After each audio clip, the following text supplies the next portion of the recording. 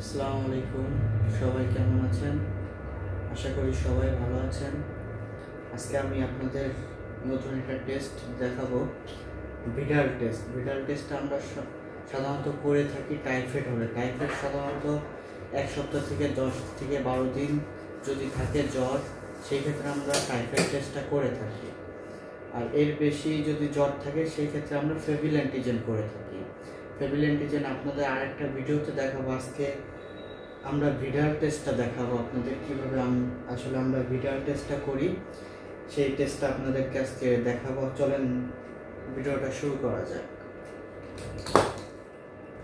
সর্বপ্রথম সিরাম নিতে হবে, 10 মাইক্রো করে সিরাম নিতে হবে। সিরাম নিয়ে রিয়েজেন্টটার সাথে মিক্স করতে হবে। মিক্স করে তারপর আমরা রেজাল্টটা দেখাবো। আমরা পার্ট বাই পার্ট আমরা দেখব কিভাবে করি। চলুন শুরু করি। সর্বপ্রথম এটা হলো স্লাইডে আমরা সিরাম নিব 10 মাইক্রো।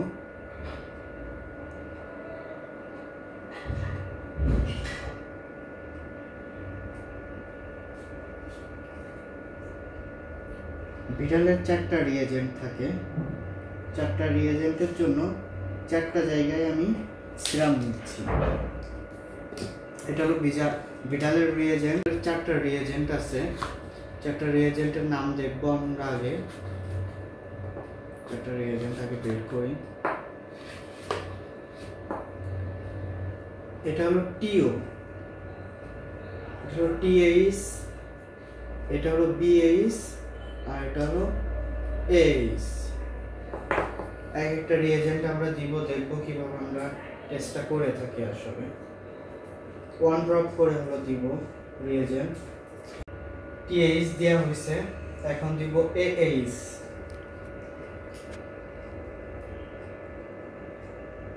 H 1 drop. তারপরে লাস্ট আছে হলো বিএইচ। আসলে যেগুলো নাম বললাম এগুলো সবই রিয়েজেন্টের নাম। এটা হলো ভিডাল টেস্টের রিয়েজেন্ট, টোটাল 4টা থাকে। এখন এই 4টা হলো মিক্স করব। মিক্স করে আপনাদেরকে দেখাবো যে আসলে আমরা কিভাবে টেস্টটা করে থাকি।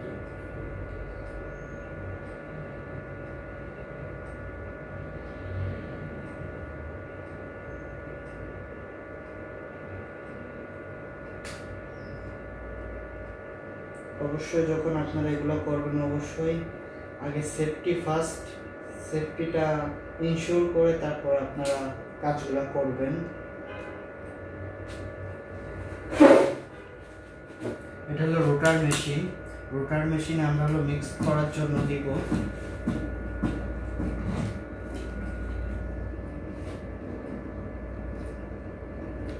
2 মিনিট মতন হলো রোটার মেশিনে আমরা হলো মিক্স করতে দেবো। 2 মিনিট পরে আমরা রেজাল্টটা দেখতে পারবো। আসলে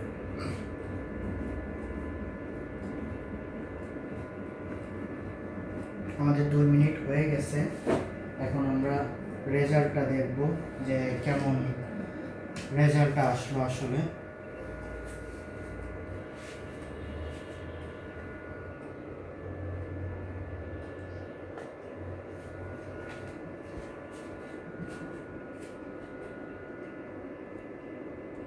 এখানে দেখতে পাচ্ছি আসলে যেমন রিয়েজেন্ট দিছি কোনোটাই আসলে মানে কেটে যায় নাই, সব কিছু আগের মতনই আছে। এজন্য আসলে এই রিপোর্টটা আসলে আমরা নর্মালভাবেই নিব। আসলে যদি এই রিপোর্টটা যদি আসলে তার যদি টাইফয়েড থাকতো অবশ্যই রিয়েজেন্টটা কাদা টাইপের হয়ে যেত, ঘন হয়ে যেত। সেক্ষেত্রে কোনো কিছু হয় নাই, সে তার নিজের ঘনত্বটাই বজায় রাখছে। এ কারণে আসলে আমরা এই টেস্টটা নর্মাল হিসাবে গণ্য করব। সবাই ভালো থাকবেন, সুস্থ থাকবেন।